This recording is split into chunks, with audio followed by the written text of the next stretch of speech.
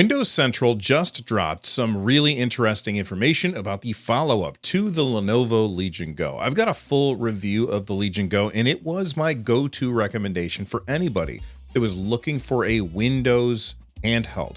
The reason being is that giant 8.8-inch screen, which made using all of the touch targets on Windows much easier because they were suddenly big enough that you could reliably hit them every single time that you wanted to. It also had some interesting gimmicks, namely the detachable controllers that are very similar to the Nintendo Switch, but you could also use them in first-person shooter mode, where the left controller would become your WASD and a few other inputs, and then the right controller would connect to a small dock that would make it feel like a mouse. It was kind of cool, but after I used it once, I pretty much never used that mode again. I will point out that as I record this, the Legion Go is currently on sale for as low as $450. Links in the description down below. That is an absolute steal for that device.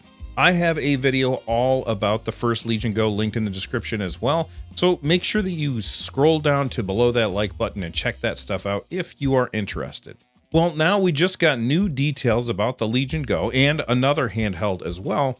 And I want to talk about these devices. As always, throughout the video, I will be showing footage from some indie games. So if anything jumps out as you as like, holy cow, I got to try that game out right now, be sure to wishlist it on Steam. I will have the names of the games in the lower left-hand corner of the screen. And if you know of some really cool indie games that need some love, make sure that you leave that in the comments below that like button as well. So maybe I can include it in a future video. You know, Bill, if you increase the zip times, you're going to get way higher quality flip flams. And if you've got higher quality flip flams, that's going to make the zippities look way smoother. What did you just say? Wait, you know what? Hold on a sec. Why? What are you doing? I'm looking up something on Skillshare. Okay. All right. Say it again.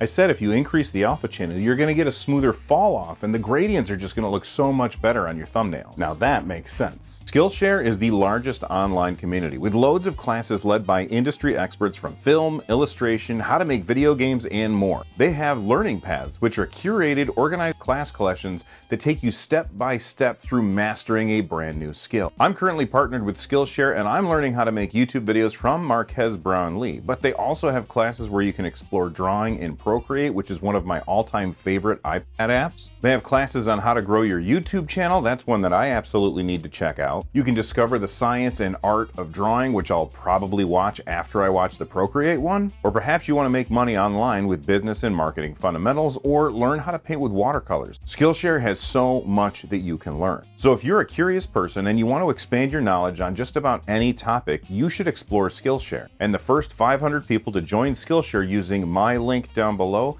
get 1 month of premium free.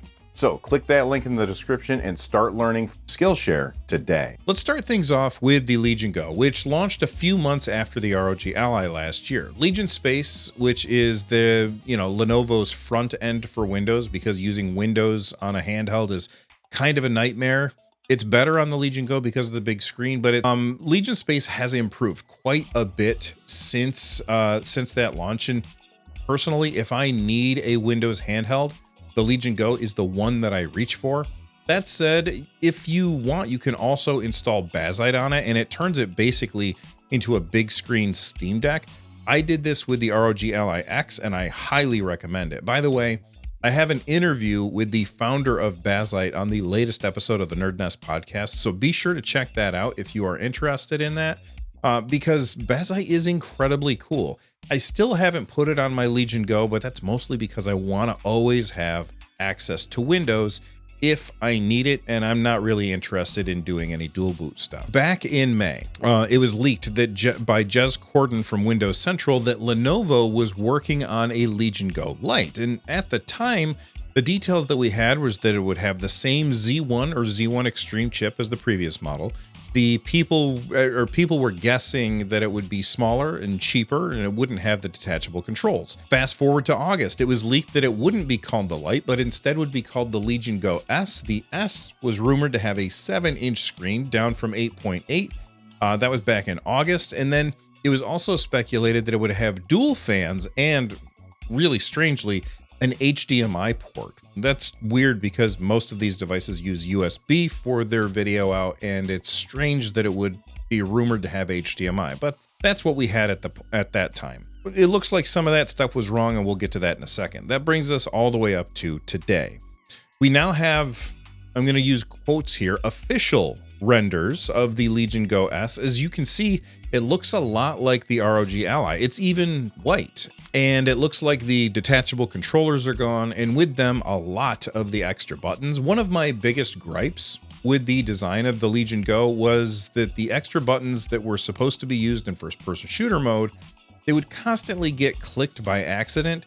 Of course, if you were not in first-person shooter mode, they didn't do anything, so it wasn't really a problem, but it was, to me, a little distracting knowing that I was pressing buttons that weren't doing anything. It would just kind of take me out of the moment in the game, and I did not like that. So personally, I am glad that those buttons are gone because the first-person shooter mode just doesn't really make any sense for me.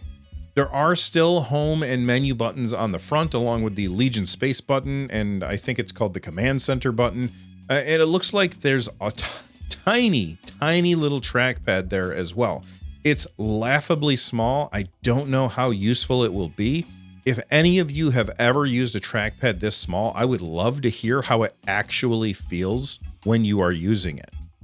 I will also point out that on the Legion Go, the trackpad was nice, but it wasn't nearly as useful as I was hoping. And the reason it wasn't as useful as I was hoping is because Steam input doesn't recognize the trackpad the same way that it recognizes the trackpads on the Steam Deck. And that's not really Lenovo's fault, at least I don't think. I think that's just something that Valve is, not really interested in doing updates for such a niche device. But anyway, moving on. On the back, they only have 2 buttons. There's no scroll wheels this time, but they did introduce a new feature that I am really happy to see, and I wish all handhelds would have this: trigger locks. I'm assuming that these little locks that you can see on screen right now, I assume that these will allow you to toggle between analog triggers, which are really useful for certain games, like racing games is one example, or digital triggers, which are really useful for shooting games and fighting games. I have the DualSense Edge controller, and I'm a huge fan of that controller, even though it is very, very expensive. And the trigger locks are one of the reasons that I think it is just a fantastic controller. On the top of the device, it has 2 USB-C ports. It has a headphone jack, as well as the power button and volume buttons, as well as the vents. The internals are rumored to be the next gen from AMD, the Z2 chipset. This chipset would be the Rembrandt version, and it lends credence to the rumors that the Legion Go S will be a cheaper system, unlike the updated ROG Ally X, which actually went up in price over the ROG Ally. You see, the Legion Go was already pretty expensive at $650, and so dropping the price down for the Legion Go S, I think that makes it more competitive. I think it's possible that Lenovo has looked at their sales and they said, all right, people are not interested in spending this much on a device like this, or at least the number of people who are interested in spending this much on a device like this are not enough for us to really try and push any higher than this. So let's go lower. I have to be totally honest. I was starting to think that Lenovo had walked away from handhelds. I think that the Legion Go is a great system, but once the ROG Ally X was released with its massive 80 watt-hour battery, I found it really hard to recommend the Legion Go unless you were dead set on using Windows, especially once I installed Bazzite on the Ally X. I figured Lenovo looked at the Ally X and said, we just got leapfrogged, and walked away. But I was wrong, and I'm glad that I was wrong, because I hope we get more competition in this space, not less competition. Right now, there are just so few options for handheld PCs. Most of them all kind of feel the same. So having these companies try and do different things is always going to be a good thing, if for no other reason that it will inspire the other competitors in the space to, copy the cool features that other people come up with. And speaking of the competition, the newest MSI Claw is now available, although it's got some pretty bold claims that they're making. First of all, it comes in 2 varieties, the Claw 8 AI Plus and the Claw 7 AI Plus. Both of them have fairly similar specs, although with the 8, it has an 8-inch screen. and an 80 watt hour battery, which is the same size battery that is in the ROG Ally X. Here's what MSI says about their new systems. MSI Claw 8 AI Plus and Claw 7 AI Plus harness Cooler Boost Hyperflow technology, a dual fan, dual heat pipe system that efficiently dissipates heat, ensuring extended gaming sessions powered by Intel's latest Core Ultra processor and enhanced by Intel's XeSS technology. I'm going to pause for just a second and explain. XeSS technology is Intel's upscaling system. So basically, run games at lower resolutions and then through AI upscale to higher resolutions in order to have crisper visuals, even though you're actually running the game at a lower resolution. Back to what they were saying, it delivers superior gaming performance, supporting over 150 AAA titles on this portable powerhouse. The next-gen Intel Core Ultra 7 processor Series 2 optimizes power efficiency, maximizes, I'm kind of getting a little crazy here with the voiceover, but I'm going to have fun with it, maximizing performance while using very low power consumption, running at 17 watts for longer battery life. The MSI Claw 8 AI Plus and Claw 7 AI Plus still outperform competitors, boasting a remarkable 113% higher peak FPS and an average 20% higher FPS under identical power conditions. Like I said, bold claims. I don't know if I believe them. Like, a lot of things that they said about the MSI Claw just didn't really pan out once people got their hands on it. I never got my hands on it, but it just seems awfully fishy. They go on. This comes equipped with brand new updated MSI Center M software, offering more intuitive interface. This makes it clearer and easier for users to navigate their handheld devices.